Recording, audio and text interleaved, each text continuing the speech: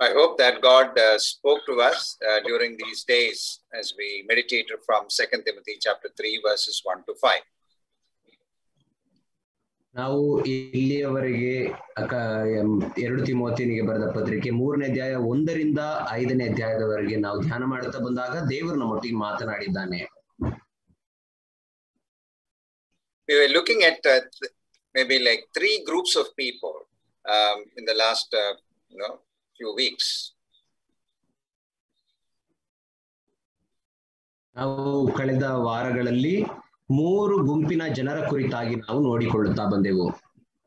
We saw that in the last days there will be people who are the lovers of themselves. ನಾವು ನೋಡಿಕೊಳ್ಳುತ್ತಾ ಬಂದೆವು ಕಡೆಯ ದಿನದಲ್ಲಿ ಜನರು ಸ್ವಾರ್ಥ ಚಿಂತಕರು ಅಥವಾ ತಮ್ಮನ್ನು ತಾವು ಪ್ರೀತಿಸಿಕೊಳ್ಳುವವರಾಗಿರುತ್ತಾರೆ ಎಂಬುದಾಗಿ ನಾವು ನೋಡಿಕೊಂಡೆವು. And then we also looked at people who love money. ನಾವು ಹಾಗೆಯೇ ಹಣವನ್ನು ಪ್ರೀತಿಸುವ ಅಥವಾ ಹಣದಾಶೆಯುಳ್ಳ ಜನರ ಕುರಿತಾಗಿ ಕೂಡ ನಾವು ನೋಡಿಕೊಂಡೆವು. And we also looked at those people who love pleasure. ಅದೇ ರೀತಿ ಭೋಗಗಳನ್ನು ಪ್ರೀತಿಸುವಂತ ಜನರ ಕುರಿತಾಗಿಯೂ ಕೂಡ ನಾವು ನೋಡಿಕೊಳ್ಳುತ್ತಾ ಬಂದೆವು. So actually all these things Paul is writing to Timothy and he's saying that you should not do any of those things but rather love God. ಮತ್ತು ಪೌಲನು ತಿಮೋಥಿಯನಿಗೆ ಹೇಳುವವನಾಗಿ ನೀನು ಈ ಸಂಗತಿಗಳಲ್ಲಿ ಯಾವ ಸಂಗತಿಗಳನ್ನು ಮಾಡಬಾರದು, ನೀನು ದೇವರನ್ನ ಪ್ರೀತಿಸಬೇಕೆಂಬುದಾಗಿ ಆತನಿಗೆ ತಿಳಿಸುತ್ತಾನೆ. But again, here is a warning here in 2 Timothy chapter 3 verse, the last verse, they say that sometimes people can have, they said they will maintain the outward appearance of religion but will have repudiated its power. So avoid people like these. ನಾವು ಈ 3ನೇ ಅಧ್ಯಾಯದ ಕಡೆಯ ವಚನಗಳಲ್ಲಿ ನಾವು ನೋಡುವಾಗ ಅಂದ್ರೆ 5ನೇ ವಚನದಲ್ಲಿ ನಾವು ನೋಡುವಾಗ ಭಕ್ತಿಯ ವೇಷವಿದ್ದು ಅದರ ಬಲವನ್ನು ಬೇಡವೆನ್ನುವ ಜನರೂ ಕೂಡ ಕಡೆಯ ದಿನಗಳಲ್ಲಿ ಇರುತ್ತಾರೆ, ಅಂತವರ ಸಹವಾಸವನ್ನ ಮಾಡದಿರು ಎಂಬುದಾಗಿ ಪೌಲನು ತಿಮೋಥಿಯನಿಗೆ ಎಚ್ಚರಿಸುತ್ತಾನೆ. So here basically he is trying to say that in there you can act like a religious person but yet you don't have the power of it, means it does not manifest in the right way. ಪೌಲನು ಏನು ಹೇಳುತ್ತಿದ್ದಾನೆ ಅಂದರೆ ಭಕ್ತಿಯ ವೇಷವಿದ್ದು ಅಥವಾ ಭಕ್ತಿ ಇರುವ ಜನರ ಹಾಗೆ ನಟಿಸುವ ಜನರಾಗಿದ್ದುಕೊಂಡು ಅವರ ಜೀವಿತದಲ್ಲಿ ಭಕ್ತಿಯ ಆ ಒಂದು ಬಲವಿಲ್ಲದವರಾಗಿ ಜನರು ಜೀವಿಸುವವರಾಗಿರುತ್ತಾರೆ, ಅಂತವರ ವಿಷಯದಲ್ಲಿ ಎಚ್ಚರಿಕೆ ಆಗಿರು ಎಂಬುದಾಗಿ ಹೇಳುತ್ತಾನೆ. So in other words what he is saying that even though they may have an appearance of religion, but these are the things that control their life.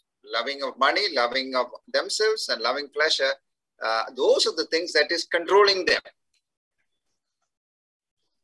ಆತನು ಏನು ಹೇಳುತ್ತಿದ್ದಾನೆ ಅಂದರೆ ಜನರು ಭಕ್ತಿಯ ವೇಷವಿದ್ದು ಭಕ್ತರ ಹಾಗೆ ವೇಷವನ್ನ ಹಾಕಿಕೊಂಡು ಕಾಣುವವರಾಗಿ ಈಗ ಹಿಂದೆ ಹೇಳಿದಂತ ಎಲ್ಲಾ ಗುಣಗಳನ್ನ ಅಂದರೆ ಸ್ವಾರ್ಥ ಚಿಂತಕರು, ಹಣದಾಶೆಯುಳ್ಳವರು, ಅಹಂಕಾರಿಗಳು, ದೂಷಕರು, ಹೀಗೆ ಅನೇಕ ಮಾಡಬಾರದ ಅಥವಾ ಇರಬಾರದಂತ ಗುಣಗಳನ್ನ ಉಳ್ಳವರಾಗಿರುತ್ತಾರೆ ಎಂಬುದಾಗಿ ಹೇಳುತ್ತಾನೆ.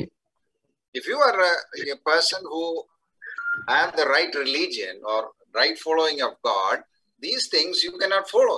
You cannot do these things. ನೀನು ಸರಿಯಾಗಿ ದೇವರನ್ನ ಹಿಂಬಾಲಿಸುವವನಾಗಿದ್ದರೆ, ಸರಿಯಾಗಿ ಕ್ರೈಸ್ತ ಧರ್ಮವನ್ನ ಹಿಂಬಾಲಿಸುವವನಾಗಿದ್ದರೆ ಇಂಥ ಯಾವ ಕಾರ್ಯಗಳನ್ನ ನೀನು ಮಾಡಬಾರದು. So that is why Paul is saying to Timothy, okay, you may see some people like this, but don't avoid them, means don't get involved with them because that can influence you also. So you avoid those people. That is what Paul is saying to Timothy.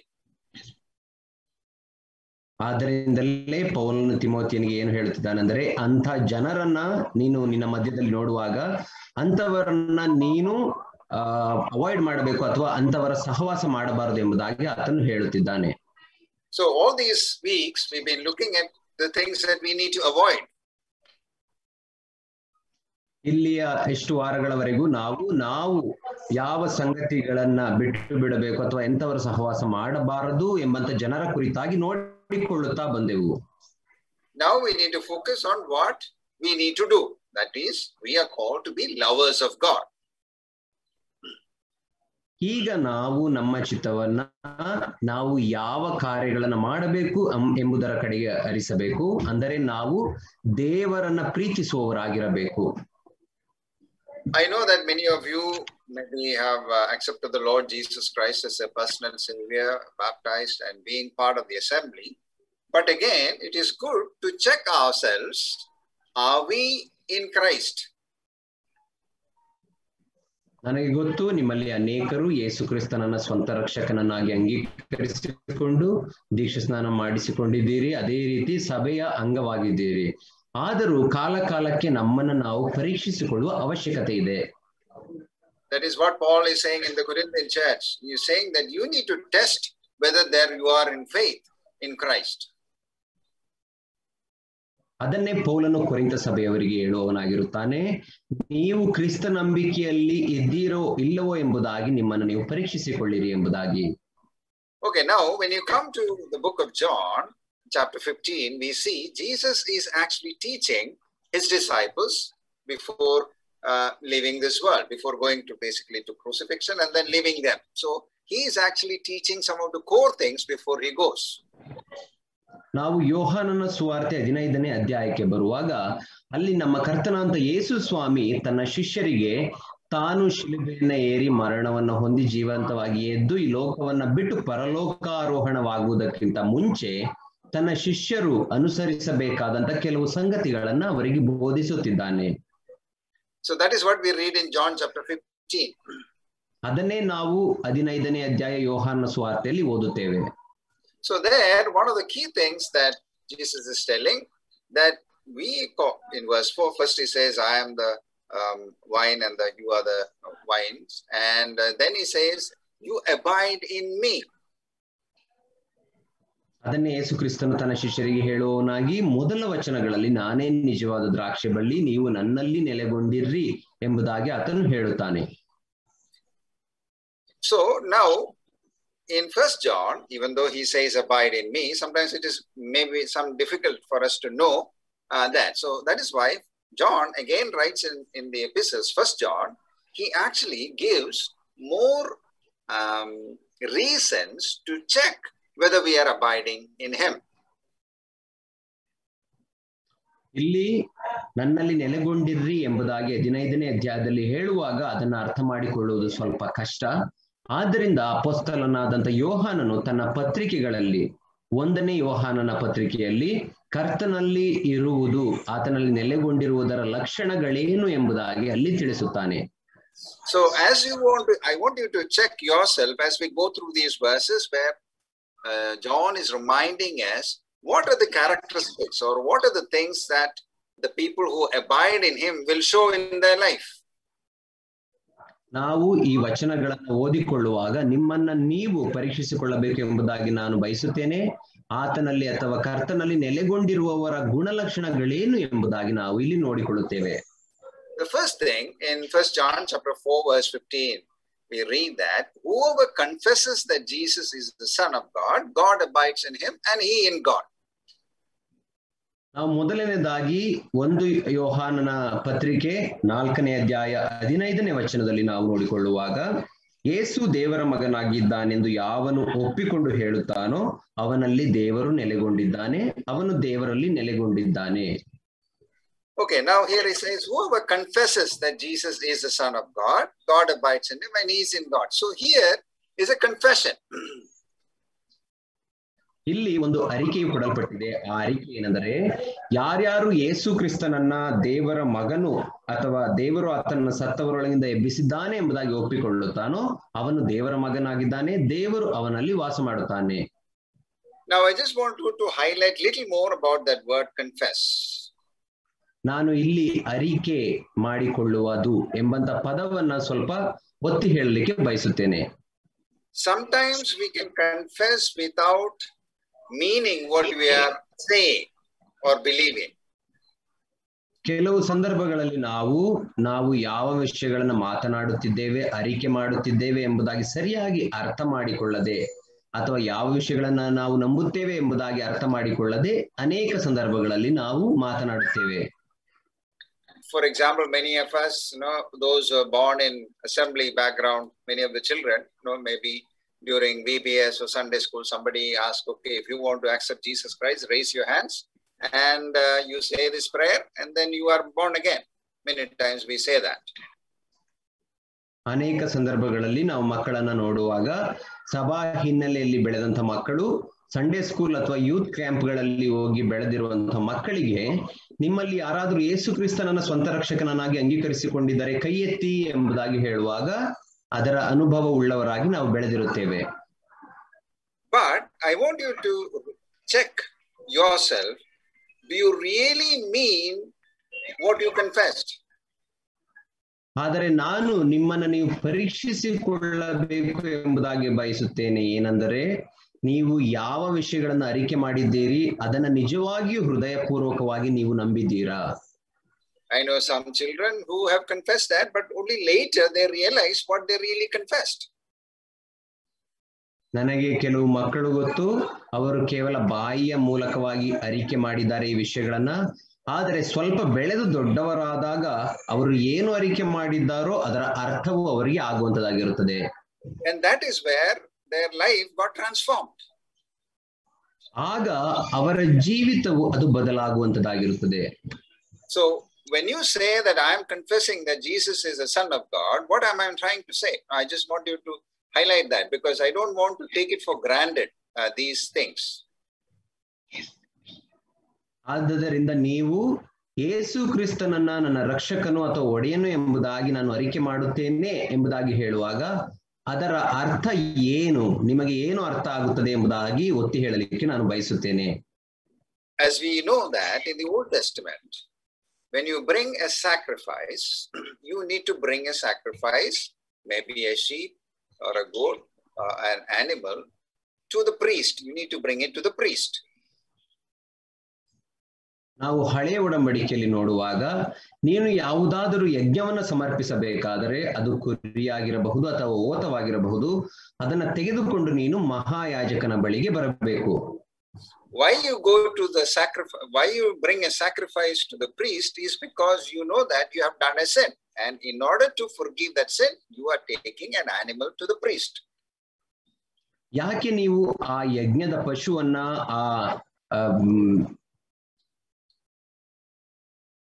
ಒಂದ್ ನಿಮಿಷ ಯಾಕೆ ನೀವು ಆ ಯಜ್ಞದ ಪಶುವನ್ನ ಆ ಮಹಾಯಾಜಕನ ಬಳಿಗೆ ತೆಗೆದುಕೊಂಡು ಹೋಗುತ್ತೀರಿ ಎಂಬುದಾಗಿ ನೋಡುವಾಗ, ನೀನು ಒಂದು ಪಾಪವನ್ನ ಮಾಡಿದ್ದೀಯ, ಆ ಪಾಪ ಕ್ಷಮಾಪಣೆ ನಿಮಗೆ ಬೇಕಾಗಿರುವುದರಿಂದ ನೀವು ಆ ಮಹಾಯಾಜಕನ ಬಳಿಗೆ ಆ ಯಜ್ಞದ ಕುರಿಯನ್ನ ತೆಗೆದುಕೊಂಡು ಹೋಗುತ್ತೀರಿ.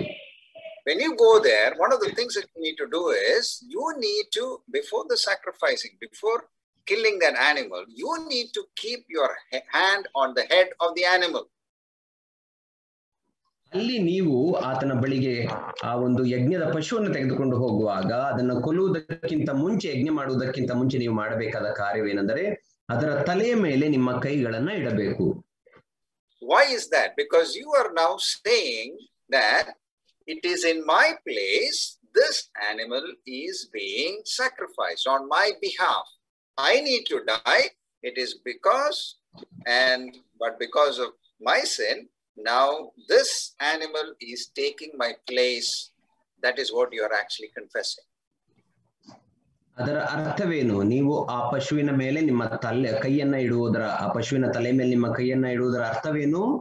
ಅದರ ಅರ್ಥವೇನೆಂದರೆ ನೀವು ಆ ಪಶುವಿನ ಮೇಲೆ ಕೈಯನ್ನು ಇಡುವಾಗ ನಾನು ಮರಣಕ್ಕೆ ಯೋಗ್ಯನು, ನಾನು ಸಾಯಬೇಕು, ನಾನು ಶಿಕ್ಷೆಗೆ ಯೋಗ್ಯನು, ಆದರೆ ನನ್ನ ಬದಲಾಗಿ ಈ ಕುರಿಮರಿ ಅಥವಾ ಈ ಯಜ್ಞದ ಪಶು ಅದು ಸಾಯುತ್ತದೆ ಎಂಬುದಾಗಿ ನೀವು ಒಪ್ಪಿಕೊಳ್ಳುವವರಾಗಿರುತ್ತೀರಿ. And again, it is a very serious thing. ಮತ್ತು ಅದು ಬಹಳ ಗಂಭೀರವಾದಂತಹ ಒಂದು ಸಂಗತಿ. So when I see that the animal, I want you to imagine that. ನೀವು ಆ ಪಶುವನ್ನ ನೋಡುವಾಗ, ಯಜ್ಞದ ಪಶುವನ್ನ, ಅದನ್ನ ನೀವು ಊಹಿಸಿಕೊಳ್ಳಬೇಕು ಎಂಬುದಾಗಿ ನಾನು ಬಯಸುತ್ತೇನೆ. You have kept your hand, and then later you need to hold that animal when the priest is cutting that animal or killing that animal. ನೀವು ಆ ಪಶುವಿನ ಮೇಲೆ ನಿಮ್ಮ ಕೈಗಳನ್ನು ಇಡುವುದು ಮಾತ್ರವಲ್ಲ, ಅದರ ತಲೆಯನ್ನ ಹಿಡಿದುಕೊಂಡು ಅದು ಯಜ್ಞ ಮಾಡಲ್ಪಡುವಾಗ ಆ ಯಾಜಕನಿಂದ ನೀವು ಅಲ್ಲೇ ನಿಂತಿರಬೇಕಾಗುತ್ತದೆ. And as the priest is actually sacrificing or cutting or killing that animal, you know the way it will try to escape. It will do everything to escape of that pain, of that agony, and you see the blood coming out of that, flowing very fast, and it is a horrible sight to see. ನೀವು ಆ ರೀತಿ ಆ ಪಶು ಯಜ್ಞ ಮಾಡಲ್ಪಡುವುದನ್ನು ನೋಡುವಾಗ ನಿಮಗೆ ಅರ್ಥವಾಗುವುದೇನೆಂದರೆ ಆ ಪಶು ಯಾವ ರೀತಿ ತಪ್ಪಿಸಿಕೊಳ್ಳಲಿಕ್ಕೆ ಬಯಸುತ್ತದೆ, ತನಗಾಗುವಂತಹ ಆ ನೋವಿನಿಂದ ಅದನ್ನ ಕುಯ್ಯುವಾಗ, ಅದರ ಕತ್ತು ಕುಯ್ಯುವಾಗ ಆಗುವಂತಹ ನೋವಿನಿಂದ ಅದು ಒದ್ದಾಡುವುದು ಮತ್ತು ರಕ್ತ ಹೊರಬರುವುದು, ಯಾವ ರೀತಿಯ ರಕ್ತವು ಹರಿಯುತ್ತದೆ ಎಂಬುದನ್ನ ನೀವು ನೋಡಿ ಮನಗಾಣಬೇಕು ಎಂಬುದಾಗಿ ಅದರ ಅರ್ಥ. So you need to remember that anytime I sin, this is what I need to undergo. ನಿಮಗೆ ಅರ್ಥವಾಗಬೇಕೆಂದರೆ ನಾನು ಪ್ರತಿ ಸಾರಿ ಪಾಪ ಮಾಡುವಾಗ ಈ ಕುರಿಗೆ ಆಗುತ್ತಿರುವಂತಹ, ಈ ಪಶುವಿಗೆ ಆಗುತ್ತಿರುವಂತಹ ಶಿಕ್ಷೆ ಅದು ನನಗೆ ಆಗಬೇಕು. But thank the Lord that we don't have to do that again and again now. ದೇವರ ನಾಮಕ್ಕೆ ಸ್ತೋತ್ರವಾಗಲಿ, ದೇವರಿಗೆ ಸ್ತೋತ್ರವಾಗಲಿ. ಯಾಕಂದ್ರೆ ನಾವು ಮತ್ತೆ ಮತ್ತೆ ಆ ಕಾರ್ಯವನ್ನ ಈಗ ಮಾಡುವ ಅವಶ್ಯಕತೆ ಇಲ್ಲ. But I want you to think about that Jesus, who is the Lamb of God, taking your sins on his body and dying on the cross for you. ಆದರೆ ನಾನು ನಿಮಗೆ ಹೇಳಲಿಕ್ಕೆ ಇಷ್ಟಪಡುವುದೇನೆಂದರೆ, ನೀವೆಲ್ಲರೂ ಇದನ್ನ ನಿಮ್ಮ ಮನಸ್ಸಿಗೆ ತಂದುಕೊಳ್ಳಬೇಕು. ದೇವರು ನೇಮಿಸಿದಂತ ಯಜ್ಞದ ಕುರಿಮರಿ ಆತನು ಯೇಸು ಕ್ರಿಸ್ತನು. ಆತನು ನಿಮ್ಮ ಬದಲಾಗಿ ನಿನ್ನ ಪಾಪಗಳಿಗಾಗಿ ಶಿಲುಬೆ ಮೇಲೆ ಆತನು ಸತ್ತನು. So sometimes when you say, Lord, forgive me, we don't normally think the cost that the Son of God has paid for our sins. ನಾವು ಯಾಕಂದರೆ ಸಾಮಾನ್ಯವಾಗಿ ದೇವರ ಬಳಿಗೆ ಹೋಗಿ ಸ್ವಾಮಿ ನನ್ನನ್ನ ಕ್ಷಮಿಸು ಎಂಬುದಾಗಿ ನಾವು ಹೇಳುವಾಗ ಅದಕ್ಕೆ ನಮ್ಮನ್ನ ಕ್ಷಮಿಸುವುದಕ್ಕಾಗಿ ಕರ್ತನಾದ ಯೇಸು ಕ್ರಿಸ್ತನು ತೆತ್ತ ಬೆಲೆಯನ್ನ ನಾವು ಮನಸ್ಸಿಗೆ ತೆಗೆದುಕೊಳ್ಳುವುದಿಲ್ಲ. So I want you to confess in this way, where you keep your hand on the Jesus Christ, imagine him in that way, and say, Lord, yes, you died in my place, and I thank you for that, and forgive me from my sins. And that is real confession. ಆದ್ದರಿಂದ ನೀವು ಈ ಚಿತ್ರಣವನ್ನ ನಿಮ್ಮ ಮನಸ್ಸಿನಲ್ಲಿ ತೆಗೆದುಕೊಂಡು ಈ ರೀತಿ ಅರಿಕೆ ಮಾಡಬೇಕೆಂಬುದಾಗಿ ಬಯಸುತ್ತೇನೆ. ನಿಮ್ಮ ಕೈಗಳನ್ನ ಕರ್ತನಾದ ಯೇಸು ಕ್ರಿಸ್ತನೆಂಬಂತಹ ದೇವರಿಂದ ನೇಮಿಸಲ್ಪಟ್ಟಂತಹ ಕುರಿಮರಿಯ ಮೇಲೆ ಇಟ್ಟಿದ್ದೀರಿ. ಆಗ ನೀವು ಈ ರೀತಿ ಅರಿಕೆ ಮಾಡಬೇಕೇನೆಂದರೆ, ಕರ್ತನೇ, ನಾನು ಪಾಪಿ, ನನ್ನ ಪಾಪಗಳ ಬದಲಾಗಿ ನೀನು ಶಿಲುಬೆ ಮೇಲೆ ನನ್ನ ಸ್ಥಾನದಲ್ಲಿ ಸತ್ತಿದ್ದಿ ಎಂಬುದಾಗಿ ಅರಿಕೆ ಮಾಡಬೇಕು. If you have done that, praise the Lord. ನೀವು ಒಂದು ವೇಳೆ ಈ ಅರಿಕೆಯನ್ನು ಮಾಡಿರುವುದಾದರೆ ದೇವರಿಗೆ ಸ್ತೋತ್ರವಾಗಲಿ.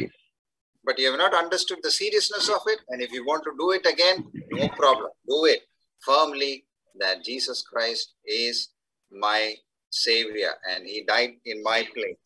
And because of that, I am forgiven of my sins. That you should have that, what you call as a strong understanding in that. ಒಂದು ವೇಳೆ ನೀವು ಇದರ ಗಂಭೀರತೆಯನ್ನ ಅರಿಯದವರಾಗಿದ್ದರೆ ಮತ್ತೆ ಆ ಒಂದು ಅರಿಕೆಯನ್ನ ಮಾಡುವುದರಲ್ಲಿ ತಪ್ಪೇನಿಲ್ಲ. ಮತ್ತೆ ನೀವು ಕರ್ತನ ಬಳಿಗೆ ಹೋಗಿ, ಸ್ವಾಮಿ, ನಾನು ಪಾಪಿ, ನನ್ನ ಪಾಪಗಳಿಗಾಗಿ ಯೇಸು ಕ್ರಿಸ್ತನ ಶಿಲುಬೆ ಮೇಲೆ ಸತ್ತನು ಎಂಬುದಾಗಿ ನಾನು ಹೃದಯಪೂರ್ವಕವಾಗಿ ನಂಬುತ್ತೇನೆ. ಆ ಒಂದು ದೃಢವಾದ ನಿಶ್ಚಯದಿಂದ ನೀವು ಅದನ್ನ ಮತ್ತೆ ಹೇಳಬೇಕು ಎಂಬುದಾಗಿ ನಾನು ಬಯಸುತ್ತೇನೆ.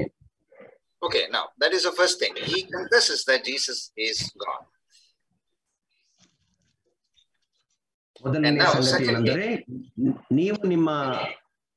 ಮೊದಲನೇ ಸಂಗತಿ ಏನೆಂದರೆ, ನೀವು ನಿಮ್ಮ ಬಾಯ ಮೂಲಕ ಯೇಸು ಕ್ರಿಸ್ತನನ್ನ ಕರ್ತನು ಅಥವಾ ರಕ್ಷಕನು ಎಂಬುದಾಗಿ ಅರಿಕೆ ಮಾಡಬೇಕು. And now, as we saw, why you confess is because that Jesus is your Savior. He has saved you from sin. ಯಾಕೆ ನೀವು ಅದನ್ನ ನಿಮ್ಮ ಬಾಯಿಂದ ಅರಿಕೆ ಮಾಡುತ್ತೀರಿ ಅಂದರೆ, ನಾವು ಈಗಾಗಲೇ ನೋಡಿಕೊಂಡ ಹಾಗೆ ಯೇಸು ಕ್ರಿಸ್ತನು ನಿಮ್ಮನ್ನ ಪಾಪದಿಂದ, ಅದರ ಶಿಕ್ಷೆಯಿಂದ ತಪ್ಪಿಸಿದ್ದಾನೆ. ಆತನು ನಿಮ್ಮ ರಕ್ಷಕನು ಈಗ.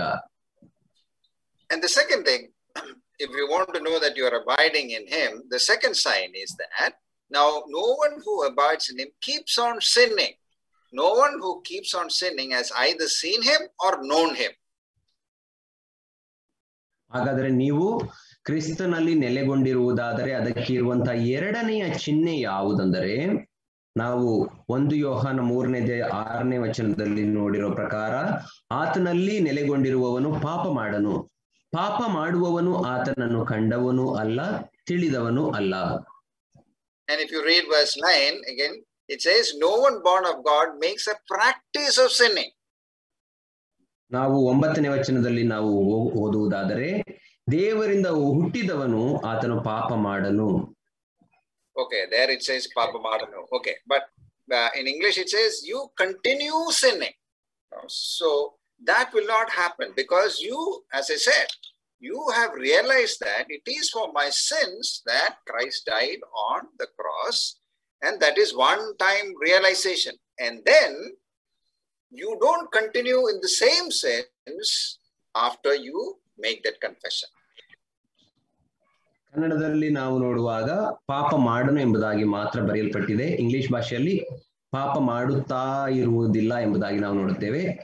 ಇಲ್ಲಿ ನಾವು ನೋಡುವಾಗ ನೀನು ಯೇಸು ಕ್ರಿಸ್ತನನ್ನ ನಿನ್ನ ರಕ್ಷಕನು ಎಂಬುದಾಗಿ ನೀನು ಅಂಗೀಕರಿಸಿರುವುದಾದರೆ ನೀನು ಹಿಂದೆ ಮಾಡುತ್ತಿದ್ದ ಪಾಪಗಳಲ್ಲೇ ನೀನು ಮುಂದುವರಿಯುವುದಿಲ್ಲ.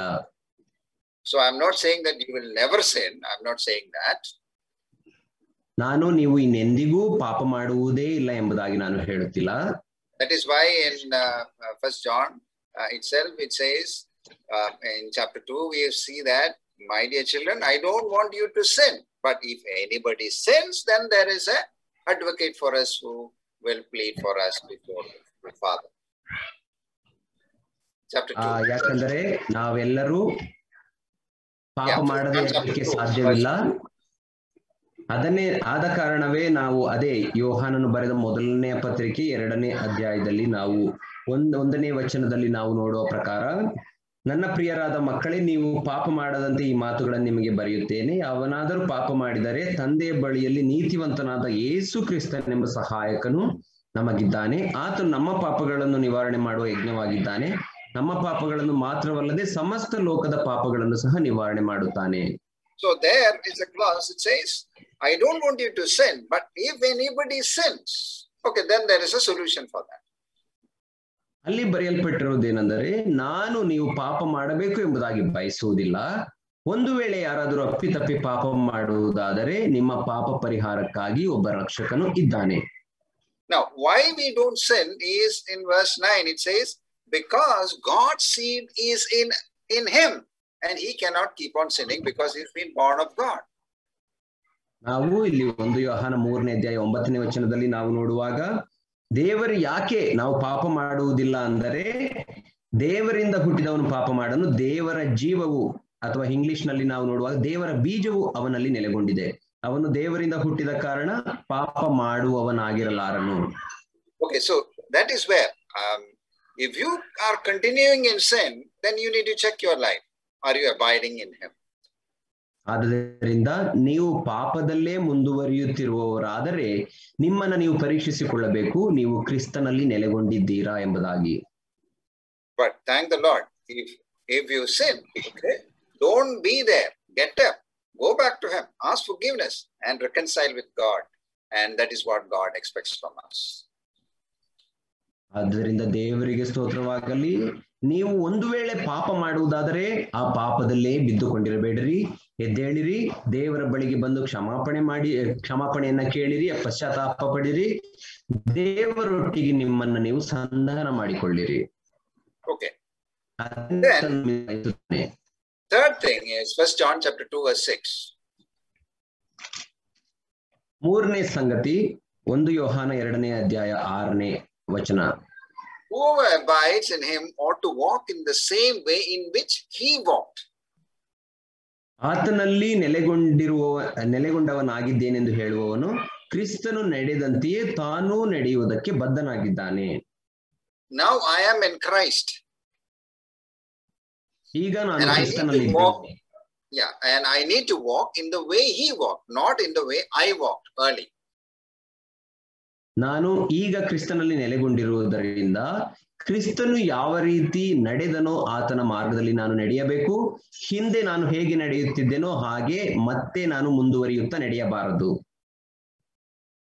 Now, how can I walk in the way Christ walked?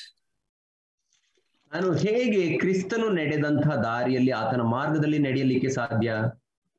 I know that I am still in my sin. Still my body is flesh. I have the capacity to do sin. But how can I walk as Christ walked? ನನಗೆ ಗೊತ್ತು, ನಾನು ಮತ್ತೆ ಪಾಪ ಮಾಡಲಿಕ್ಕೆ ಸಾಮರ್ಥ್ಯ ನನ್ನಲ್ಲಿ ಉಂಟು. ಯಾಕಂದ್ರೆ ನಾನು ಜೀವಿಸುತ್ತಾ ಇರುವಂತದ್ದು ನನ್ನ ಶರೀರದಲ್ಲಿ ಈ ಪಾಪಾಧೀನವಾದಂತ ಶರೀರದಲ್ಲಿ ನಾನು ಪಾಪ ಮಾಡಲಿಕ್ಕೆ ಸಾಧ್ಯ. ಆದರೂ ನಾನು ಹೇಗೆ ಕ್ರಿಸ್ತನ ಮಾರ್ಗದಲ್ಲಿ ಕ್ರಿಸ್ತನು ನಡೆದ ಹಾಗೆ ನಡೆಯಬಹುದು? And that is where in 1 John chapter 5 verse 13 it says that he has given us his spirit in us. ಅದೇ ನಾವು 1 ಯೋಹಾನನ ಪತ್ರಿಕೆ 5ನೇ ಅಧ್ಯಾಯ 13ನೇ ವಚನದಲ್ಲಿ ನಾವು ನೋಡಿಕೊಳ್ಳುತ್ತೇವೆ. ಏನೆಂದರೆ, ದೇವರ ಮಗನ ಹೆಸರಿನಲ್ಲಿ ನಂಬಿಕೆ ಇಟ್ಟಿರುವವರಾದ ನಿಮ್ಮಲ್ಲಿ ನಿತ್ಯ ಜೀವವು ಉಂಟೆಂದು ನಿಮಗೆ ಗೊತ್ತಾಗುವಂತೆ ಈ ಮಾತುಗಳನ್ನು ಬರೆದಿದ್ದೇನೆ. ಅಂದರೆ ಆತನು ತನ್ನ ಆತ್ಮನನ್ನು ನಮ್ಮಲ್ಲಿ ಇಟ್ಟಿದ್ದಾನೆ. Okay, so he has given us his spirit within us, who will empower us, who will help us to walk as Christ walked. ಯಾಕಂದರೆ ಆತನು ಕೊಟ್ಟಿರುವಂತಹ ಪರಿಶುದ್ಧ ಆತ್ಮನು ನಮ್ಮಲ್ಲಿ ನೆಲೆಗೊಂಡಿರುವುದರಿಂದ ಆತನು ಕ್ರಿಸ್ತನು ನಡೆದ ಹಾಗೆ ನಾವು ನಡೆಯುವ ಹಾಗೆ ನಮ್ಮನ್ನ ಆತನು ಸಫಲರನ್ನಾಗಿ ಮಾಡುತ್ತಾನೆ, ಬಲಪಡಿಸುತ್ತಾನೆ. That is why we read in Galatians chapter 5 verse 16 and 17 it says, if I say walk by the spirit, you will not gratify the desires of the flesh. ಆದ್ದರಿಂದಲೇ ನಾವು ಗಲಾತ್ಯದವರಿಗೆ ಬರೆದ ಪತ್ರಿಕೆ 5ನೇ ಅಧ್ಯಾಯದಲ್ಲಿ ಈ ರೀತಿ ನಾವು ನೋಡಿಕೊಳ್ಳುತ್ತೇವೆ, ನೀವು ಆತ್ಮನ ಭರಿತರಾಗಿ ನಡೆಯುವುದಾದರೆ ಈ ಶರೀರದ ಆ ಇಚ್ಛೆಗಳನ್ನ ನೀವು ಇಚ್ಛೆಗಳಿಗೆ ತಕ್ಕ ಹಾಗೆ ನಡೆಯುವುದಿಲ್ಲ ಎಂಬುದಾಗಿ ಅಲ್ಲಿ ನೋಡಿಕೊಳ್ಳುತ್ತೇವೆ. So if I am in Christ, my life is a different life. ನಾನು ಒಂದು ವೇಳೆ ಕ್ರಿಸ್ತನಲ್ಲಿ ನೆಲೆಗೊಂಡಿದ್ದರೆ ನನ್ನ ಜೀವಿತವು ಅದು ವಿಭಿನ್ನವಾದಂತಹ ಜೀವಿತವಾಗಿದೆ. The way I talk, the way I deal with others, my attitudes, all will change. ನಾನು ಮಾತನಾಡುವಂತಹ ರೀತಿ, ನಾನು ಇತರರೊಂದಿಗೆ ವರ್ತಿಸುವಂತಹ ರೀತಿ, ನನ್ನ ಮನೋಭಾವನೆ ಎಲ್ಲವೂ ಬದಲಾಗಿ ಹೋಗುತ್ತದೆ. Because I am called, since if I am in Christ, then I need to follow as he lived in this world.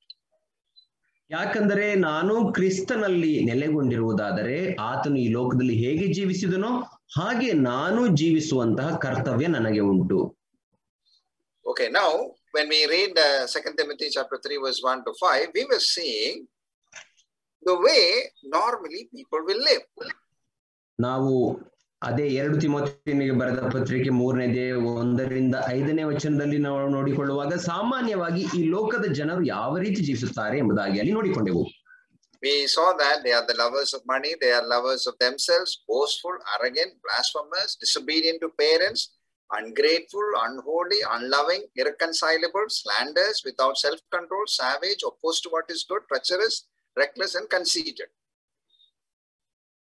ನಾವು ಅಲ್ಲಿ ನೋಡಿಕೊಂಡಂತ ಸಂಗತಿಗಳೇನೆಂದರೆ ಮನುಷ್ಯರು ಸ್ವಾರ್ಥ ಚಿಂತಕರು, ಹಣದಾಸೆಯವರು, ಬಡಾಯಿ ಕೊಚ್ಚುವವರು, ಅಹಂಕಾರಿಗಳು, ದೂಷಕರು, ತಂದೆ ತಾಯಿಗಳಿಗೆ ಅವಿಧೇಯರು, ಉಪಕಾರ ನೆನೆಸದವರು, ದೇವ ಭಯವಿಲ್ಲದವರು, ಮಮತೆ ಇಲ್ಲದವರು, ಸಮಾಧಾನವಾಗದವರು, ಚಾಡಿ ಹೇಳುವವರು, ದಮೆ ಇಲ್ಲದವರು, ಉಗ್ರತೆ ಉಳ್ಳವರು, ಒಳ್ಳೆಯದನ್ನು ದ್ವೇಷಿಸುವವರು, ದ್ರೋಹಿಗಳು, ದುಡುಕಿನವರು, ಉಬ್ಬಿಕೊಂಡವರು, ದೇವರನ್ನು ಪ್ರೀತಿಸದೆ ಭೋಗಗಳನ್ನೇ ಪ್ರೀತಿಸುವವರು ಎಂಬುದಾಗಿ ನೋಡಿಕೊಂಡೆವು.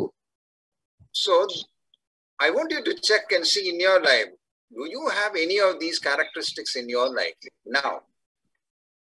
ಆದ್ದರಿಂದ ಈಗ ನೀವು ನಿಮ್ಮ ಜೀವಿತಗಳನ್ನ ಪರೀಕ್ಷಿಸಿಕೊಂಡು ಇಲ್ಲಿ ಹೇಳಿರುವಂತಹ ಈ ಯಾವುದಾದರೂ ಗುಣಲಕ್ಷಣಗಳು ಇದೆಯಾ ಎಂಬುದಾಗಿ ನಿಮ್ಮನ್ನ ಪರೀಕ್ಷಿಸಿಕೊಳ್ಳಬೇಕು ಎಂಬುದಾಗಿ ನಾನು ಬಯಸುತ್ತೇನೆ.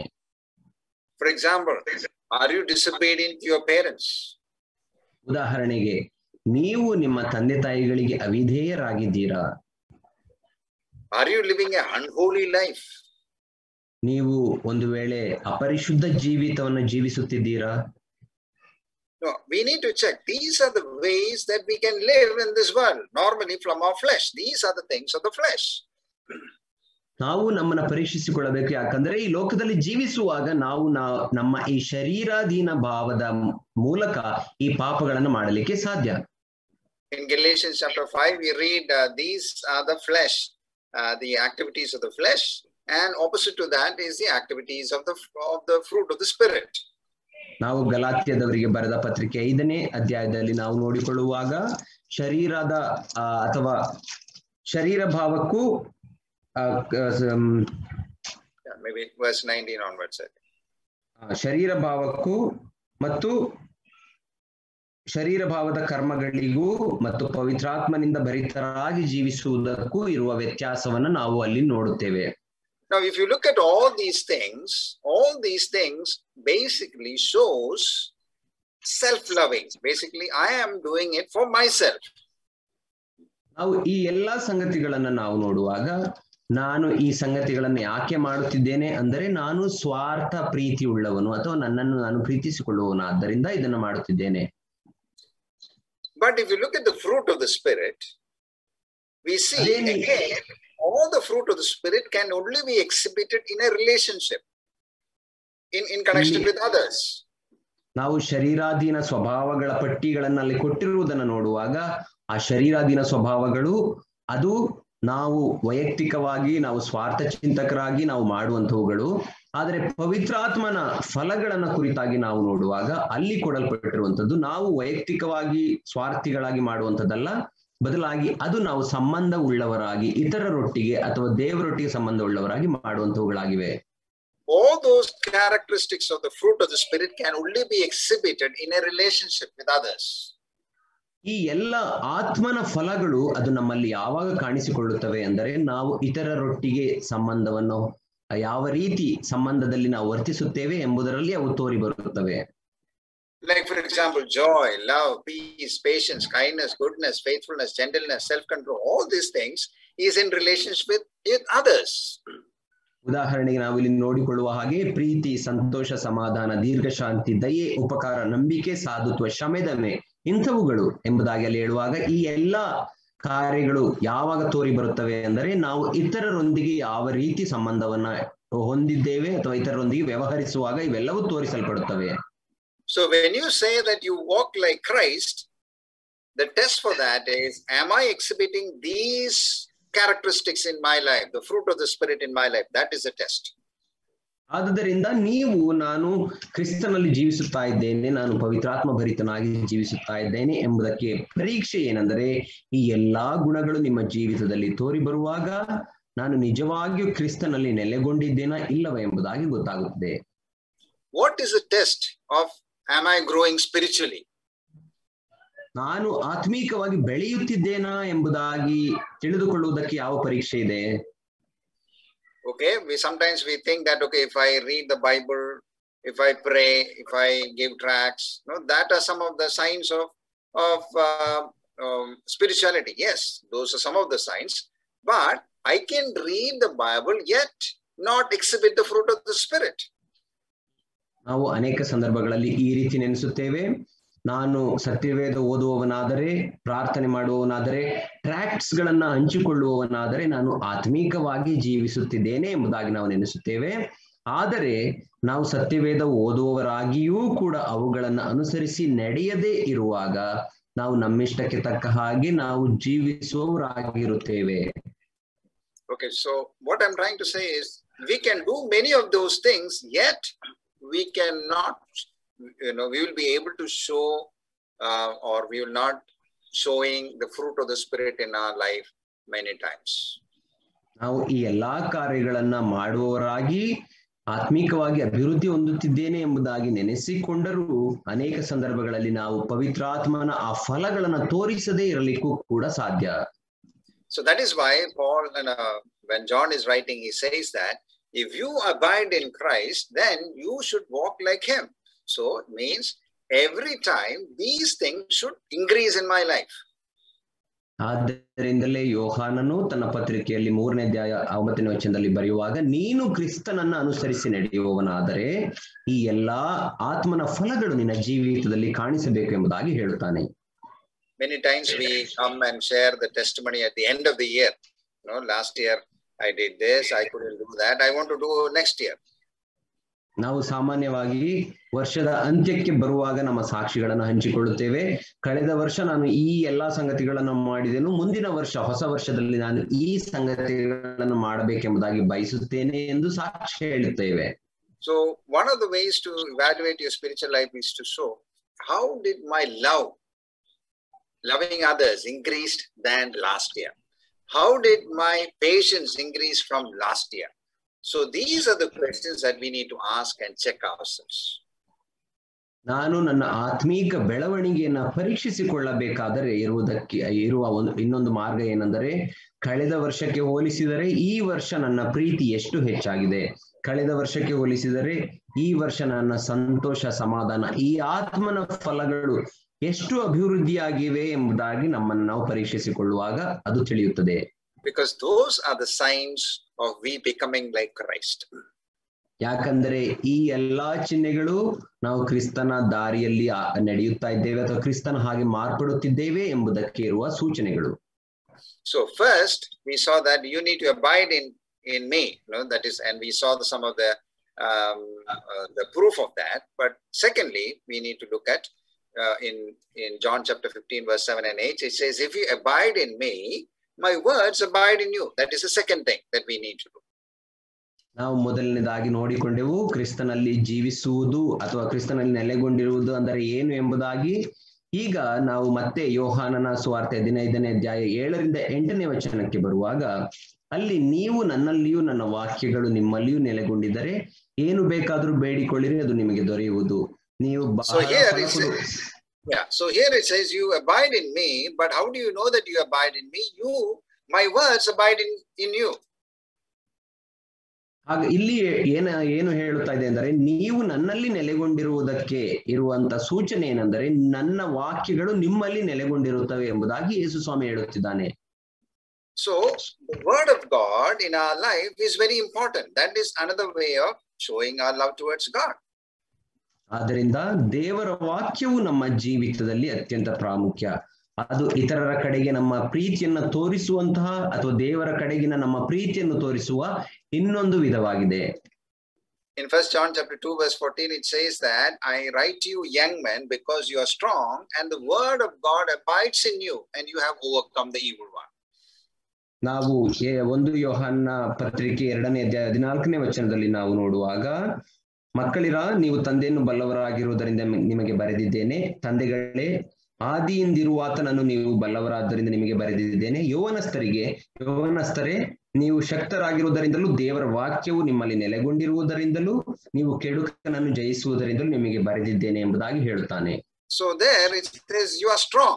Young men, you are strong. ಅಲ್ಲಿ ಯೌವನಸ್ಥನೇ ನೀನು ಶಕ್ತನಾಗಿರುವುದರಿಂದ ಅಥವಾ ಬಲಶಾಲಿಯಾಗಿರುವುದರಿಂದ ಎಂಬುದಾಗಿ ಹೇಳುತ್ತಾನೆ. How can you be strong? ಹೇಗೆ ನಾವು ಬಲಶಾಲಿಗಳಾಗಲಿಕ್ಕೆ ಸಾಧ್ಯ? Only when the word of God abides in us. ದೇವರ ವಾಕ್ಯವು ನಮ್ಮಲ್ಲಿ ನೆಲೆಗೊಂಡಿರುವಾಗ, ನಮ್ಮಲ್ಲಿ ಜೀವಿಸುವಾಗ ಮಾತ್ರ. And with the word of God abiding in us, we can overcome the evil one. ದೇವರ ವಾಕ್ಯವು ನಮ್ಮಲ್ಲಿ ಜೀವಿಸುವಾಗ ಮಾತ್ರ ನಾವು ಕೆಡುಕನನ್ನ ಅಥವಾ ಕೆಟ್ಟದ್ದನ್ನ ಜಯಿಸಲಿಕ್ಕೆ ಸಾಧ್ಯ. So when you see in the opposite way, if the word of God is not in you, you will become weak and you will not be overcoming the evil one. ಅದಕ್ಕೆ ವಿರುದ್ಧವಾಗಿ ನೋಡುವುದಾದರೆ, ದೇವರ ವಾಕ್ಯವು ನಿಮ್ಮಲ್ಲಿ ಅದು ವಾಸಿಸದೇ ಇರುವಾಗ ನೀವು ಬಲಹೀನರಾಗುತ್ತೀರಿ ಮತ್ತು ನೀವು ಸೈತಾನನನ್ನ ಅಥವಾ ಕೆಟ್ಟದ್ದನ್ನ ಜಯಿಸಲಿಕ್ಕೆ ನಿಮ್ಮ ಕೈಲಿ ಸಾಧ್ಯವಾಗುವುದಿಲ್ಲ, ನೀವು ಸೋತು ಹೋಗುತ್ತೀರಿ. Okay, now I just want to ask you, especially the young people, one question. ನಾನು ಈಗ ಯೌವನಸ್ಥರಿಗೆ ಮುಖ್ಯವಾಗಿ ಒಂದು ಪ್ರಶ್ನೆಯನ್ನ ಕೇಳಲಿಕ್ಕೆ ಬಯಸುತ್ತೇನೆ. Do you have a habit of reading and meditating God's word every day, maybe in the morning? Do you have that habit in your life? ನಿಮ್ಮಲ್ಲಿ ದೇವರ ವಾಕ್ಯವನ್ನ ಬೆಳಿಗ್ಗೆ ಎದ್ದ ತಕ್ಷಣ, ಬಹುಶಃ ಬೆಳಿಗ್ಗೆನ ಜಾವ ಎದ್ದ ತಕ್ಷಣ ಕರ್ತನ ವಾಕ್ಯವನ್ನ ಓದುವಂತ ಧ್ಯಾನಿಸುವಂತ ಅಭ್ಯಾಸ ಇದೆಯಾ? If you don't have that habit, I am using particularly the word habit. Habit is something you do automatically in your life. You don't have to think about it. Where you do that. For example, brushing your teeth is a habit. Nobody has to remind you to do that. In the same way, is reading the word of God a habit in your life? ನಾನು ಇಲ್ಲಿ ಅಭ್ಯಾಸ ಎಂಬುದಾಗಿ ನಿಮಗೆ ಹೇಳಲಿಕ್ಕೆ ಬಯಸುತ್ತೇನೆ. ಯಾಕಂದರೆ ಅಭ್ಯಾಸ ಅನ್ನುವಂಥದ್ದು ಅದು ಸ್ವಾಭಾವಿಕವಾಗಿ ನಾವು ಯಾರ ಬಲವಂತವಿಲ್ಲದೆಯೂ ಮಾಡುವಂತ ಸಂಗತಿಗಳು. ಉದಾಹರಣೆಗೆ, ನೀವು ಹಲ್ಲನ್ನ ಉಜ್ಜುವಂತ ಸಂಗತಿ ಯಾರು ಹೇಳಬೇಕಾಗಿಲ್ಲ, ನಿಮಗೆ ನೀವೇ ಅದನ್ನ ಮಾಡುವಂತವರಾಗಿರುತ್ತೀರಿ. ಅದೇ ರೀತಿ ನಿಮ್ಮ ಜೀವಿತದಲ್ಲಿ ದೇವರ ವಾಕ್ಯವನ್ನ ಓದುವ ಅಭ್ಯಾಸ ನಿಮಗೆ ಉಂಟಾ? If you don't have that, I want you to create a habit of doing it regularly for some time. ನಿಮ್ಮಲ್ಲಿ ಆ ಅಭ್ಯಾಸ ಇಲ್ಲದೆ ಇರುವುದಾದರೆ ನೀವು ಪ್ರತಿದಿನ ದೇವರ ವಾಕ್ಯವನ್ನ ಆ ಒಂದು ಅಭ್ಯಾಸವಾಗಿ ಓದುವುದನ್ನ ನೀವು ರೂಢಿಸಿಕೊಳ್ಳಬೇಕು ಎಂಬುದಾಗಿ ನಾನು ಬಯಸುತ್ತೇನೆ. Okay, so what you need to do is, they say if you want to make a habit in your life, you do one thing repeatedly for more than 60 days or 40 days, and then it will become a habit. ಕೆಲವರು ಹೇಳೋ ಪ್ರಕಾರ ನಿಮ್ಮ ಜೀವಿತದಲ್ಲಿ ಯಾವುದಾದರೂ ಸಂಗತಿಯೊಂದು ಅಭ್ಯಾಸವಾಗಬೇಕಾದರೆ ಅದೇ ಸಂಗತಿಯನ್ನ ಪ್ರತಿದಿನ ಸುಮಾರು 60 ದಿನಗಳವರೆಗೆ ನೀವು ಮಾಡುವುದಾದರೆ ಅದು ನಿಮ್ಮ ಜೀವಿತದಲ್ಲಿ ಅಭ್ಯಾಸವಾಗುತ್ತದೆ ಎಂಬುದಾಗಿ ಹೇಳುತ್ತಾರೆ. After that, it will automatically you do that. That will become the first thing. ಅದಾದ ನಂತರ ನೀವು ಅದನ್ನ ಸಾಮಾನ್ಯವಾಗಿಯೇ ಯಾರ ಬಲವಂತವಿಲ್ಲದೆಯೂ ನೀವಾಗಿ ನೀವು ಅದನ್ನ ಮಾಡುತ್ತೀರಿ. Now I know many of us has the habit of, as soon as we get up, to check our mobile phone. ನನಗೆ ಗೊತ್ತು, ನಮ್ಮಲ್ಲಿ ಅನೇಕರಿಗೆ ಇರುವಂತ ಅಭ್ಯಾಸವೇನೆಂದರೆ ನಾವು ಎದ್ದ ತಕ್ಷಣ ಮಾಡುವಂತ ಮೊದಲನೇ ಕೆಲಸ ನಮ್ಮ ಫೋನ್ಗಳನ್ನ ಪರೀಕ್ಷಿಸುವಂತದ್ದು. Even before that, when we say that I am going to meditate God's word, I am going to read God's word, I am going to ask God in my life, will you do that from today onwards? ಅದಕ್ಕಿಂತ ಮುಂಚೆ ನೀವು ಮಾಡಬೇಕಾದಂತ ಕಾರ್ಯವೇನೆಂದರೆ ಎದ್ದ ತಕ್ಷಣ ನಾನು ದೇವರ ವಾಕ್ಯವನ್ನು ಓದುತ್ತೇನೆ, ಅದನ್ನ ಧ್ಯಾನಿಸುತ್ತೇನೆ, ಕರ್ತನ ಬಳಿಯಲ್ಲಿ ಸ್ವಾಮಿ ಈ ದಿನ ನನ್ನನ್ನು ನಡೆಸು ಎಂಬುದಾಗಿ ನಾನು ಕೇಳಿಕೊಳ್ಳುತ್ತೇನೆ ಎಂಬುದಾಗಿ ನೀವು ಅಭ್ಯಾಸ ಮಾಡಿಕೊಳ್ಳಬೇಕು. ಅದನ್ನ ಇಂದಿನಿಂದ ಮಾಡಲಿಕ್ಕೆ ನೀವು ಸಿದ್ಧರಿದ್ದೀರಾ? No, sometimes we read the Bible, but many times we don't understand. We just, for the sake of reading, we just read and go. ಅನೇಕ ಸಂದರ್ಭಗಳಲ್ಲಿ ನಾವು ಸತ್ಯವೇದವನ್ನ ಕೇವಲ ಓದುವವರಾಗಿರುತ್ತೇವೆ, ಅದನ್ನ ಸರಿಯಾಗಿ ಅರ್ಥ ಮಾಡಿಕೊಳ್ಳುವುದಿಲ್ಲ. ಓದಬೇಕು ಎಂಬಂತ ಆ ಒಂದು ಕಾರಣಕ್ಕಾಗಿ ಮಾತ್ರ ಓದುವವರಾಗಿರುತ್ತೇವೆ. Now, here is a method for you. If you have a pen and paper, you can take it down and then you can do that. ನೀವು ಇಲ್ಲಿ ಒಂದು ದಾರಿ ಉಂಟು, ಇಲ್ಲಿ ಒಂದು ಮಾರ್ಗ ಉಂಟು, ಯಾವ ರೀತಿ ದೇವರ ವಾಕ್ಯನ ಅಧ್ಯಯನ ಮಾಡಬೇಕು ಎಂಬುದಾಗಿ. ನಿಮ್ಮ ಬಳಿಯಲ್ಲಿ ಒಂದು ವೇಳೆ ಪೆನ್ ಪೇಪರ್ ಇರುವುದಾದ್ರೆ ಇದನ್ನ ಬರೆದುಕೊಳ್ಳಬೇಕು ಎಂಬುದಾಗಿ ನಾನು ಬಯಸುತ್ತೇನೆ. So you take a passage. For example, if you are reading a passage in the morning, you take that passage, you read it. ಉದಾಹರಣೆಗೆ ನೀವು ಒಂದು ವಾಕ್ಯ ಭಾಗವನ್ನ ಬೆಳಗಿನ ಜಾವ ಓದುವುದಾದರೆ ಅದನ್ನ ನೀವು ಮೊದಲು ಓದಬೇಕು. Okay, so you get a notebook for your meditation. ನೀವು ಅದನ್ನ ಧ್ಯಾನ ಮಾಡುವುದಕ್ಕಿಂತ ಮುಂಚೆ ಒಂದು ಪುಸ್ತಕವನ್ನ ತೆಗೆದುಕೊಳ್ಳಬೇಕು. And in the margin, first you put an arrow, topwards arrow. ನೀವು ಆ ಒಂದು ಪೇಜ್ ನ ಮಾರ್ಜಿನ್ ನಲ್ಲಿ ಎಡಭಾಗದಲ್ಲಿ ಒಂದು ಚಿಕ್ಕದಾದಂತಹ ಆ ಒಂದು ಆರೋ ಮಾರ್ಕ್ ಅನ್ನ ಹಾಕಿರಿ. Which points towards up. ಅದು ಮೇಲಕ್ಕೆ ತೋರಿಸುವಂತ ಆರೋ ಮಾರ್ಕ್ ಆಗಿರಬೇಕು. And then you read the same passage and write down everything what you're reading in that passage which says about God, His name, His character, all those things you write down. ನಂತರ ನೀವು ಓದಿದಂತಹ ಆ ವಾಕ್ಯ ಭಾಗದಲ್ಲಿ ದೇವರ ಹೆಸರುಗಳು, ದೇವರ ಕುರಿತಾಗಿ ಯಾವುದಾದ್ರೂ ಮಾತನಾಡುವಂತ ಸಂಗತಿಗಳಿದ್ದರೆ ಅಥವಾ ದೇವರ ಹೆಸರುಗಳು, ಕರ್ತನ ಹೆಸರುಗಳು ಕೊಡಲ್ಪಟ್ಟಿದ್ದಾರೆ ಅಥವಾ ಆತನ ಗುಣಲಕ್ಷಣಗಳು ಕೊಡಲ್ಪಟ್ಟಿದ್ದಾರೆ ಅದನ್ನ ಪಟ್ಟಿ ಮಾಡಿಕೊಳ್ಳಬೇಕು ಎಂಬುದಾಗಿ ನಾನು ಬಯಸುತ್ತೇನೆ. So you write all things about God. ನೀವು ಮೊದಲನೇದಾಗಿ ದೇವರ ಬಗ್ಗೆ ಕೊಡಲ್ಪಟ್ಟಿರುವಂತ ಎಲ್ಲಾ ಸಂಗತಿಗಳನ್ನ ಬರೆಯಬೇಕು. After that, you put a down arrow in your margin. ನಂತರ ಆ ಒಂದು ಮಾರ್ಜಿನ್ ನಲ್ಲಿ ಕೆಳಗೆ ತೋರಿಸುತ್ತಿರುವಂತ ಒಂದು ಆರೋ ಮಾರ್ಕ್ ಅನ್ನ ಹಾಕಿರಿ. There, read the passage again and look at what it says about man, his character, his nature, all those things you write there. ಅಲ್ಲಿ ಅದರ ಮುಂದೆ ಮಾನವನ ಗುಣಲಕ್ಷಣಗಳು, ಮಾನವನ ಕುರಿತಾಗಿ ಮಾತನಾಡುವಂತ ಯಾವುದಾದ್ರೂ ಸಂಗತಿಗಳಿದ್ದಲ್ಲಿ ಅವುಗಳನ್ನೆಲ್ಲ ಬರೆಯಬೇಕು.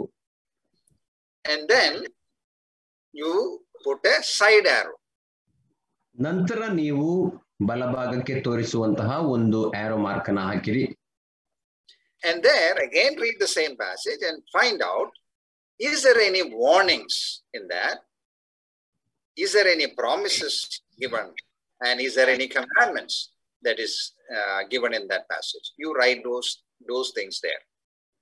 ನೀವು ಮತ್ತೆ ನಿಮ್ಮ ವಾಕ್ಯ ಭಾಗವನ್ನ ಪುನಃ ಓದುವವರಾಗಿ ಅಲ್ಲಿ ಯಾವುದಾದರೂ ಎಚ್ಚರಿಕೆಯ ಮಾತುಗಳು ಕೊಡಲ್ಪಟ್ಟಿವೆಯಾ, ದೇವರ ವಾಗ್ದಾನಗಳು ಕೊಡಲ್ಪಟ್ಟಿವೆಯಾ, ಯಾವುದಾದರೂ ಆಜ್ಞೆಗಳು ಕೊಡಲ್ಪಟ್ಟಿವೆಯಾ ಎಂಬುದಾಗಿ ಮತ್ತೆ ಬರೆದಿಟ್ಟುಕೊಳ್ಳಿರಿ.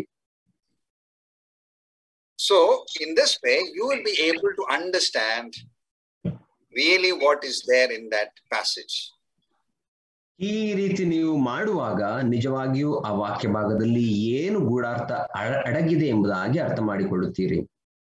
And then it is not only just understanding that, then finally you put a plus sign.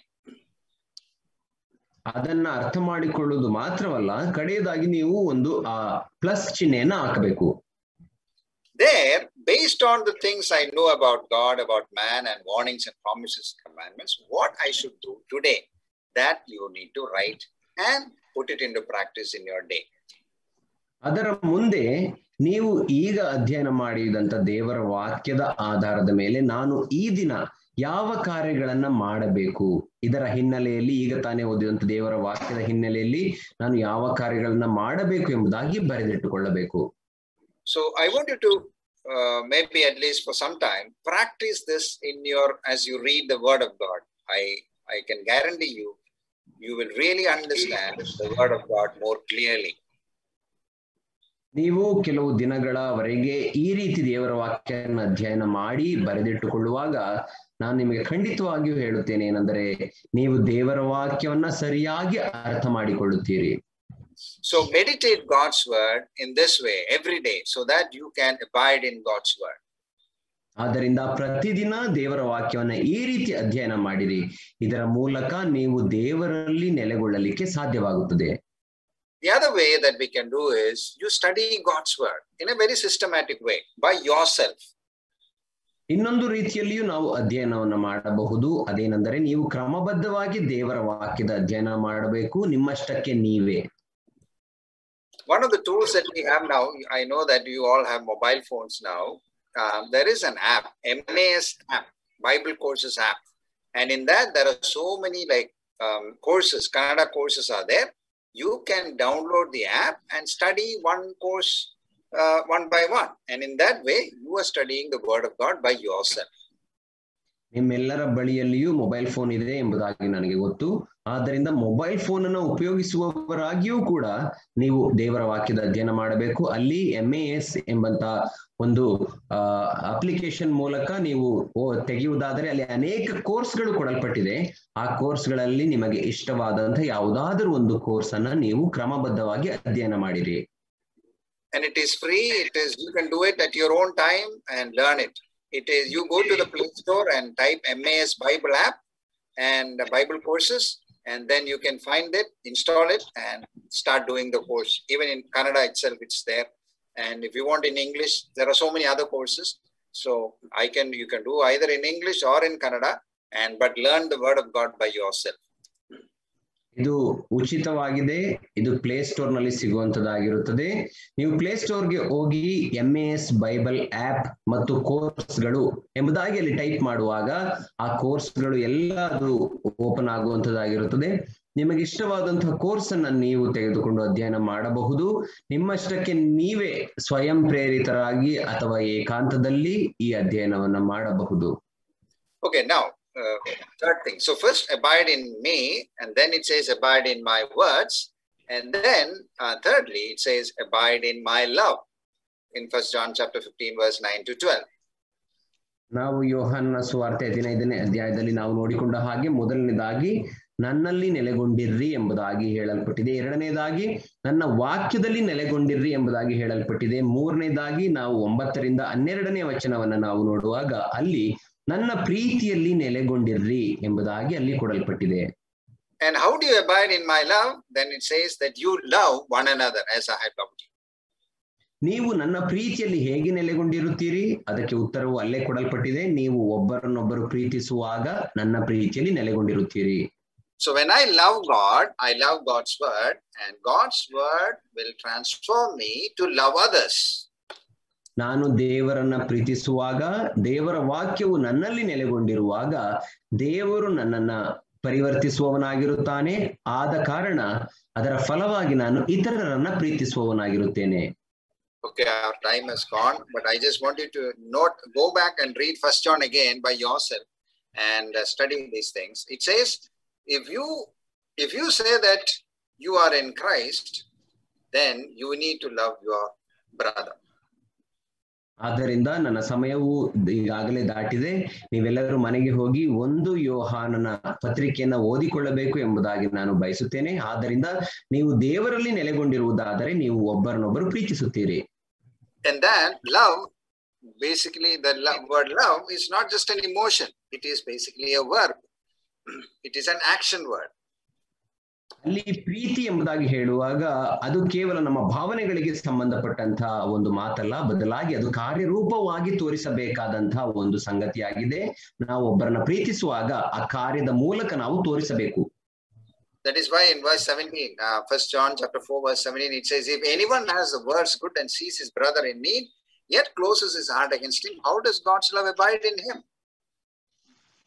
ಆದ್ದರಿಂದಲೇ ನಾವು 1 ಯೋಹಾನನ ಪತ್ರಿಕೆ 4ನೇ ಅಧ್ಯಾಯ 12ನೇ ವಚನದಲ್ಲಿ ನಾವು ನೋಡುವಾಗ, ದೇವರನ್ನು ಯಾರು ಎಂದು ಕಂಡಿಲ್ಲ,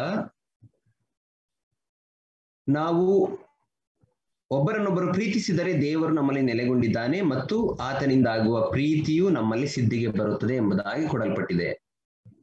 Now, how do you show others that there is a God? ಈಗ ನಾವು ಇತರರಿಗೆ ದೇವರಿದ್ದಾನೆ ಎಂಬುದಾಗಿ ಹೇಗೆ ತೋರಿಸಿಕೊಡುತ್ತೇವೆ? So here John is saying that they cannot see God. ಇಲ್ಲಿ ಯೋಹಾನ ಹೇಳುತ್ತಿದ್ದಾನೆ, ಅವರು ದೇವರನ್ನು ನೋಡಲಿಕ್ಕೆ ಸಾಧ್ಯವಿಲ್ಲ. But they can see you. ಆದರೆ ಅವರು ನಿನ್ನನ್ನು ನೋಡಬಹುದು. So when you do the things in the way that God does, then they can see God through you. ನೀನು ದೇವರು ಮಾಡುವ ಹಾಗೆ ಕಾರ್ಯಗಳನ್ನ ಮಾಡುವುದಾದರೆ ನಿನ್ನ ಮೂಲಕವಾಗಿ, ನಿನ್ನ ಜೀವಿತದ ಮೂಲಕ ಅವರು ದೇವರನ್ನ ಕಾಣಬಹುದು. So that is why we are called not only to love God, we are called to love others also. ಆದ್ದರಿಂದಲೇ ನಮಗೆ ಹೇಳಲ್ಪಟ್ಟಿರುವುದು, ನಾವು ದೇವರನ್ನ ಪ್ರೀತಿಸುವವರು ಮಾತ್ರವಲ್ಲ, ಒಬ್ಬರನ್ನೊಬ್ಬರು ಕೂಡ ಪ್ರೀತಿಸುವವರಾಗಿರಬೇಕು. So these are the 3 things I want you to remind yourself once again. How do you become a lover of God? Is first abiding in Him, abiding in His word, and then abiding in His love. ಆದ್ದರಿಂದ ನಾನು ಈ 3 ಸಂಗತಿಗಳನ್ನು ನೀವು ಜ್ಞಾಪಕದಲ್ಲಿ ಇಟ್ಟುಕೊಳ್ಳಬೇಕು ಎಂಬುದಾಗಿ ನಾನು ಬಯಸುತ್ತೇನೆ. ಸಾರಾಂಶವಾಗಿ ಹೇಳುವುದಾದರೆ, ನಾವು ಹೇಗೆ ದೇವರಲ್ಲಿ ನೆಲೆಗೊಂಡಿರಲಿಕ್ಕೆ ಸಾಧ್ಯ, ದೇವರಲ್ಲಿ ನೆಲೆಗೊಂಡಿರಬೇಕಾದರೆ ನಾವು ಮಾಡಬೇಕಂತ 3 ಸಂಗತಿಗಳು. ದೇವರು ನಾವು ಕ್ರಿಸ್ತನನ್ನ ಹಿಂಬಾಲಿಸುವವರಾಗಿರಬೇಕು ಅಥವಾ ಕ್ರಿಸ್ತನಲ್ಲಿ ನೆಲೆಗೊಂಡಿರಬೇಕು. ಆತನ ವಾಕ್ಯಗಳು ನಮ್ಮಲ್ಲಿ ನೆಲೆಗೊಂಡಿರಬೇಕು. ನಾವು ಪ್ರೀತಿಯಲ್ಲಿ ನೆಲೆಗೊಂಡಿರುವವರಾಗಿರುವುದಾದರೆ ದೇವರಲ್ಲಿ ಅಥವಾ ಕ್ರಿಸ್ತನಲ್ಲಿ ನಾವು ನೆಲೆಗೊಂಡಿರುತ್ತೇವೆ. And may the Lord help us to do these things as we listened all these weeks. ದೇವರು ಈ ವಾಕ್ಯಗಳನ್ನ ಆಶೀರ್ವದಿಸಲಿ. ನಾವು ಈ ಕಳೆದ ವಾರಗಳೆಲ್ಲ ಕೇಳಿದ ಈ ವಾಕ್ಯಗಳನ್ನ ಕೈಕೊಂಡು ನಡೆಯುವ ಹಾಗೆ ಆತ ನಮ್ಮನ್ನು ಆಶೀರ್ವದಿಸಲಿ. In that way you will become people, those who love God and not many other things that we discussed. ಹೀಗೆ ಮಾಡುವುದಾದರೆ ನೀವು ದೇವರನ್ನ ಪ್ರೀತಿಸುವ ಜನರಾಗುತ್ತೀರಿ.